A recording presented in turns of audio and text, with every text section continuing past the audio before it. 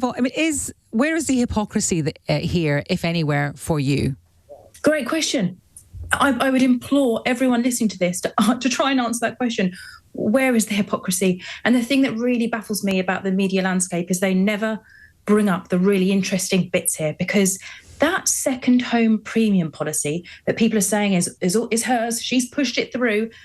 That was Rishi Sunak's policy when he was PM, brought in under Boris Johnson's levelling up plan. And yet it somehow falls at the door of the working class woman who did all right for herself. And by the way, they're chucking in Admiralty House as if this is another one of her properties. This is her grace and favour house. Just like Dominic Raab, as Rishi Sunak's deputy PM, used Chevening as his grace and favour house. Let's just look at this for what it is. This is basically a cap on aspiration. This is the media trying to say, oh, hang on a second, Angela, you stay right in your lane. Because you, as a woman, a northern woman, with an accent, who didn't have this posh, privileged upbringing, you are not allowed to have ambition. You're not allowed to buy the swanky houses that only, Nigel Farage can buy and add to his property portfolio that he's been growing. In fact, 4 houses since a good old Brexit for him. But no, let's focus on the working class woman that did all right for herself and call her a traitor. Okay. To be fair, your point about it being the Conservatives that brought it in, Matthew Pennycook did underline that in that clip. But I do take your point. Lisa McKenzie, you had your head in your hands there. Do you think she's being a hypocrite? I think she's more than a hypocrite. I think she's a class traitor. I am a working class woman. I'm a lecturer. I've got a PhD. I come from a mining community, a trade union family, and I had a baby when I was a teenager, just like Angela Rayner.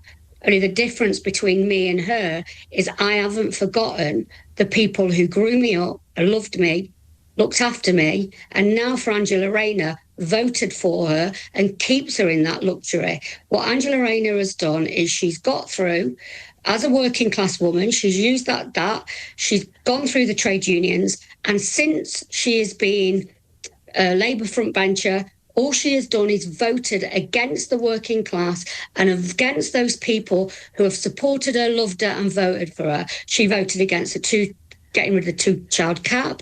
She voted for the benefits cuts. She has voted for the winter fuel allowances, every rotten thing that could harm the working class. She has voted for it. So therefore, for me, she's not just a hypocrite, she's a class traitor. Right. And the last thing I'll say is we're in a housing crisis, a terrible housing crisis where 1.3 million people are on social housing list. Millions of others have no safe and affordable house at all. And Angela Rayner, the working class hero, cares nothing for those people. I think she's an absolute disgrace. All right. Couple of questions then. If she had voted the right way, in your opinion, but had 3 properties, what would you think of her then? I still probably think the same, because nobody needs 3 properties. Nobody. We're in a housing crisis. Well, she's an MP and the Deputy Prime Minister, so she probably does need 2 because she's got a home in the constituency and then the flat in London. Yeah, and that would be acceptable, wouldn't it? But I mean, although but she hasn't. She's now got 3 properties, and she should be setting an example.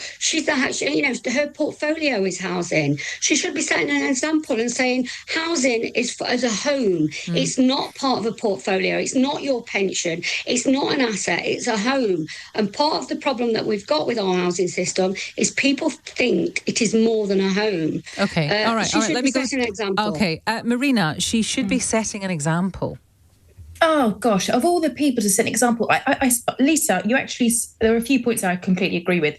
I think it speaks wider to the failure of Labour, by the way.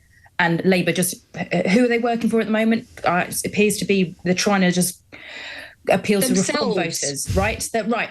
But what you're doing there is you're pinning the entire blame of, let's be honest, it's Keir Starmer's Labour Party on Angela Rayner. Now, I agree she should be more like Zara Sultana. She should stick her neck out, because I do genuinely believe she cares about those things. But what you're doing here is you are pinning all of the blame for this on one woman, and you're conflating that with the fact that she's dared to have the ambition to want more for herself. Now, it's not for you, Lisa, to say that she should only have 2 properties and she should live by example. We live in a horrible, greedy, capitalist world, and you're telling me you want her the woman that's done all right for herself to have to lead by example when everyone else does exactly what they want. I mean, all you're doing is you are doing the work of the people who own the Daily Lisa, Mail, for example, and making us argue. You're making us argue between ourselves. Okay, Marina. All right, Marina, let Lisa answer. That's what class solidarity looks like.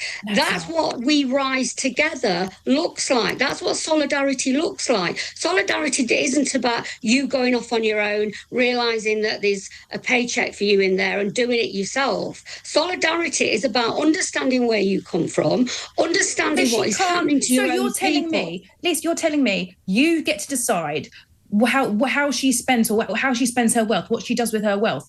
Now, I think, I'm sorry, but I'm a person, I came from a very working class background, very working class. Social mobility has got me to a good place now. But why would we cap other people's ambition? Social mobility is a lie.